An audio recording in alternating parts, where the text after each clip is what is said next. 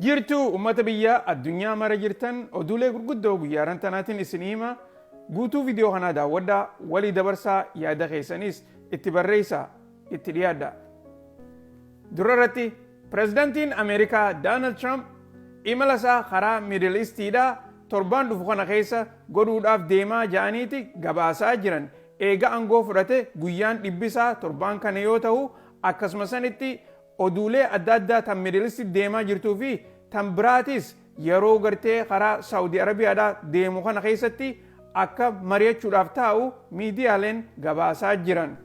Imala isaa kana wajjin wal qabatee sitiziinoota Ameerikaadhaa kan yeroo ammaan tanaa Gazzaa keessatti akka malee rakkachaa jiru yoo xiqqaatan nama 20 kan gahan daddafanii akka baasanis ajaja dabarsuusaa miidiyaaleen itti aansee gabaasaa jiran. Keessaafuu yeroo ammaan tanaa eega Israa'el akka malee lola hamaa samiidhaa fi lafaanis Gaazaa haaraan itti eegalte kana rakkoon nyaataa fi jireenyaa achitti akka malee jabaachuusaa yeroo miidiyaaleen gabaasan viidiyoodhaa fi akkasumas footoon adda addaa ni garsiifti. Dubbuma Gaazaa tanaa wajjin wal qabattee guyyuma irraan tanaa Israa'el yoo xiqqaatte nama 50 ol Gaazaa keessatti bakka adda addaa xayyaaraan dha'uudhaan fixuusiidhaa BBC'n ni gabaasa.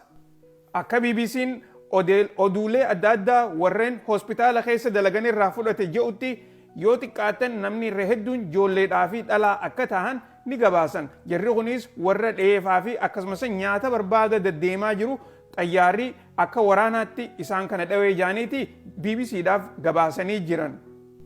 Jiraattonni biyya Ameerikaadhaa kan bakka adda addaa jiran warreen Doonaald Tiraamp deeggarinii fi kan deeggarreelleen yeroo ammaan tanaa sababa inni waa'ee refuujii irratti hojjechuu jiru kana ilaalchisee akka gammachuu hin qabne yaanni AP'n godhe takkaa'uu pooliin AP'n gaggeesse ni ibsaa jaaniiti odeessaa jiran. Warreen poolii tanarratti hirmaatan akka jaanitti yoo xiqqaate parsantiin 47 waan Doonaald Tiraamp yeroo ammaan tanaa godhaa jiru kanarraa akka gammachuu hin qabne jara gartee poolii hojjetu kanaaf ibsanii jiran. Kana qofa odoo hin taanes Doonaald Tiraamp wanni gartee akkanatti refuujiitti jabaateef warra paartii isaa takkaa'u riippablikaanatti dhiyaachuudhaa fi akkasumas jabeenya isaan garsiisuu waan fedhuuf jecha kana godhaa jira. Garuu immoo hedduu ummata gartee baqattoota rakkaa jira jedhaniiti yaada isaanii ibsatanii jiranii jetti oduun tun.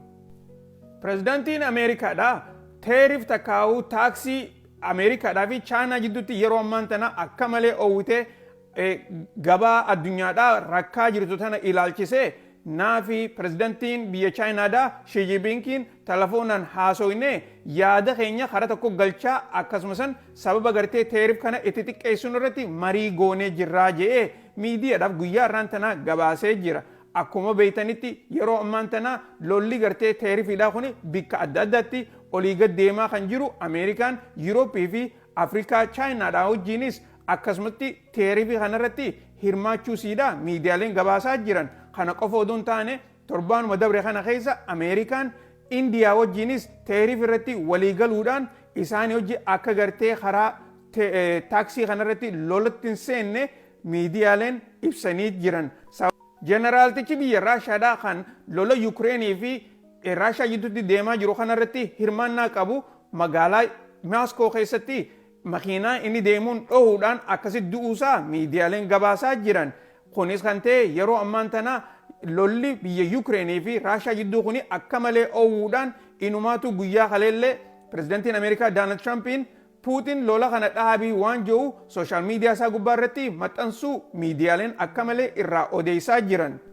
Guyyuma irraan tanaatu namoonni dhibbaan lakkaa'aman magaalaa Kiyev keessatti dhumuusaa miidiyaaleen ni gabaasan. Kana qofa odoo hin taane ergamaan Ameerikaadhaa Steve Witkoff kan jedhamu yeroo ammaan tanaa Maaskoo dhaqee pirezidaantii Raashaatii wajjin haasa'u akka godhaa jiru miidiyaaleen kun itti aansuudhaan addeessaa jiran. Kana qofa odoo hin taane inumaatu sababa gartee lola Yukreen kana dhaabuu irratti Ameerikaadhaa fi Raashaanis waliigaltee mataa isaanii uummachuudhaaf akka jiran oduun tun ni gabaabsa. Kana qofa odoo hin taane oduuleen takka akka jettutti yeroo pirezidaantiin Ameerikaa Doonaald Tiraamp karaa Miidil Iistii achi deemu kanatti pirezidaantii Raashaatii wajjin wal arguun oolanii wanni jiruus oduu tana keessatti ni dubbatan.